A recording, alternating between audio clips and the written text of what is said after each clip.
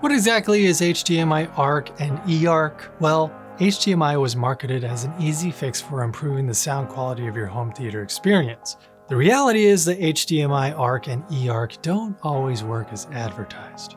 I'm Elon Osborne, and this is Ecoustically Speaking. One of the main limitations with today's LED, LCD, OLED, QD-OLED TVs, and UST projectors is that while they look great, I think we can all agree most don't have a very good built-in speaker system at all. You need to connect your TV or projector to an AVR, soundbar, or pair of powered loudspeakers if you really want to enjoy sound that's as good as the picture, if not better. Understanding this dilemma, almost all TVs have provided options to connect the TV to an external sound system.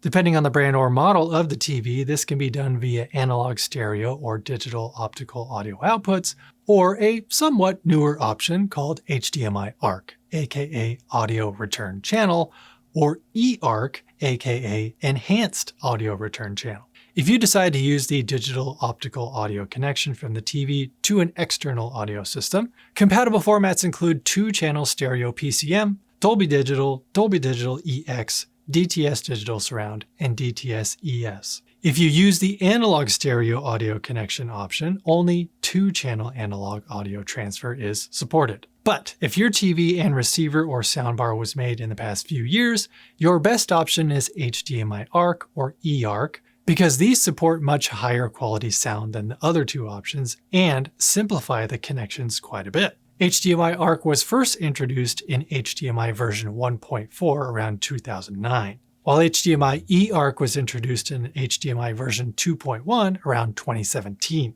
Depending on which HDMI version your TV complies with, you should have either ARC or eARC available over one of your TV's HDMI ports. ARC and eARC allow the HDMI cable connected to a TV and compatible audio system like a soundbar or AV receiver to transfer video in one direction and digital audio in both directions. This means that sources connected to the receiver or soundbar can transmit their video signal to the TV over HDMI, but also sources connected directly to the TV or streaming services or a tuner built into the TV can deliver their audio signals to the soundbar.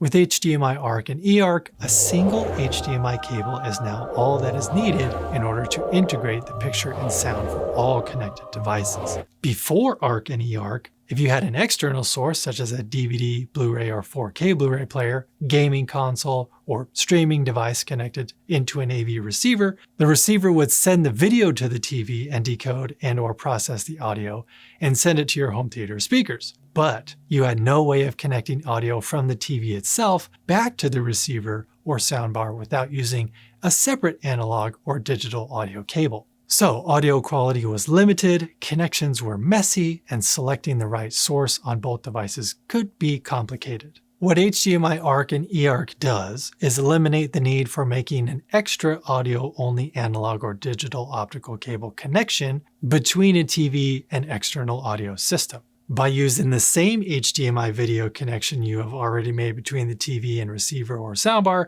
to also pass audio from the TV to the audio system using that same HDMI cable. This results in one less cable connection you have to make between the TV and the rest of your system. It also allows you to pass high-quality multi-channel audio in Dolby Digital, Dolby Atmos, DTS Digital, or DTSX format to your sound system via that single HDMI cable.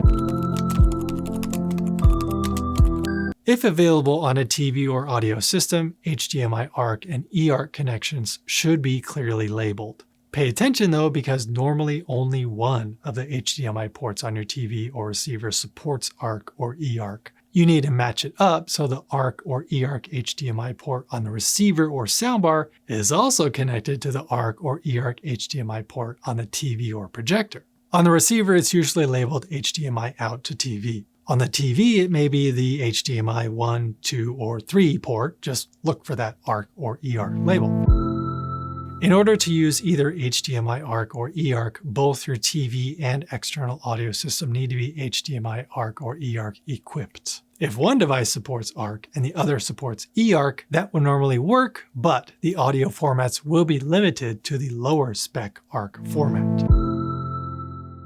HDMI ARC can transfer Dolby Digital, Dolby Digital Plus, and DTS 5.1 bit streams that can be decoded by an external audio system, as well as 2-channel PCM. This is similar to what can be accessed via a digital optical connection. However, access to specific formats is provided at the manufacturer's discretion. Check your TV's user guide for more details. For TVs that include eARC, all of the above features and formats of ARC are included, with the added ability to transfer lossless Dolby True HD and DTS HD Master audio and immersive Dolby Atmos and DTS:X bit streams, as well as 5.1 or 7.1 channel uncompressed PCM audio. In some cases, it is possible to transmit lossy Dolby Atmos sound over HDMI ARC if the Dolby Atmos data is encoded on top of a Dolby Digital Plus signal. It depends on the bandwidth of the audio stream and compatibility among devices. But most newer receivers, soundbars, and TVs made after 2017 use the newer eARC format, which can now pass both lossy and lossless versions of Dolby Atmos and DTS:X.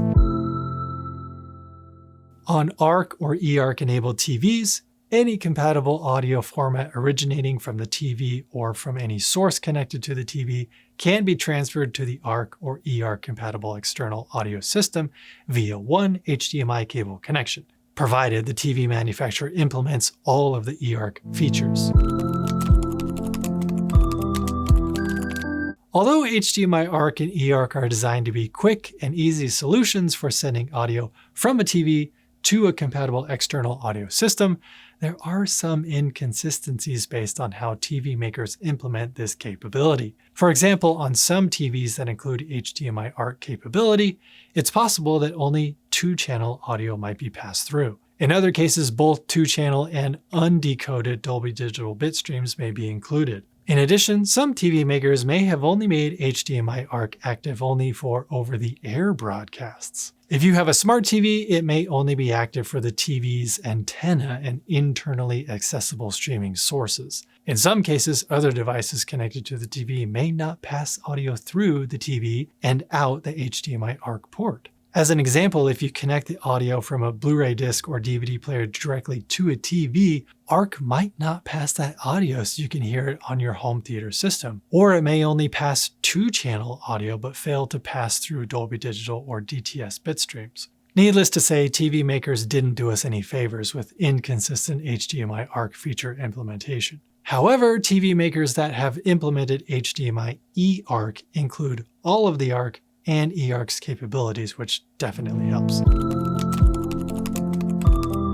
HDMI ARC or eARC is supposed to work in conjunction with HDMI CEC, aka Consumer Electronics Control. This provides the additional capability to control volume, mute, device on-off, and even basic playback controls of connected devices using the TV's remote. Typically, HDMI CEC must be activated on your TV and external audio system before HDMI ARC or eARC can be set up to use. So if you're having trouble getting sound from your TV to your soundbar or receiver, make sure you have enabled HDMI CEC on both devices and set the TV's sound output to ARC or eARC. In some cases, ARC or eARC is automatically enabled when HDMI CEC is activated. Sadly, glitches can sometimes occur as HDMI CEC communication features vary among TV, soundbar, home theater receiver, and source device makers. But over time, these problems have tended to get less common.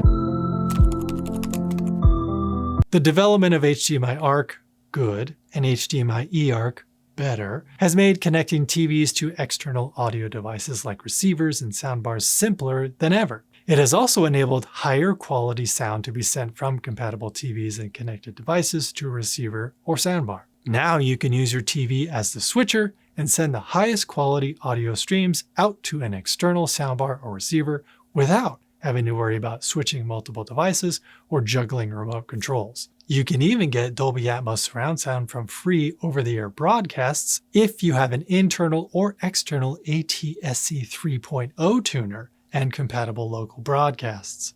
Google that one while you're at it. If you plan to use HDMI ARC or eARC, it is strongly suggested that you read your TV, soundbar, and/or AV receiver user guide for details on setup steps and information on which audio formats and sources the TV maker has implemented. In most cases, it just works, but it helps to be prepared in case you run into any funky compatibility issues. And that wraps up this episode of eCoustically Speaking.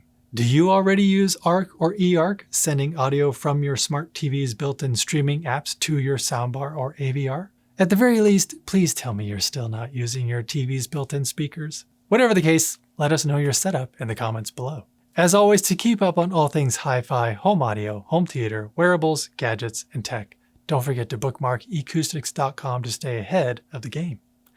Until next time.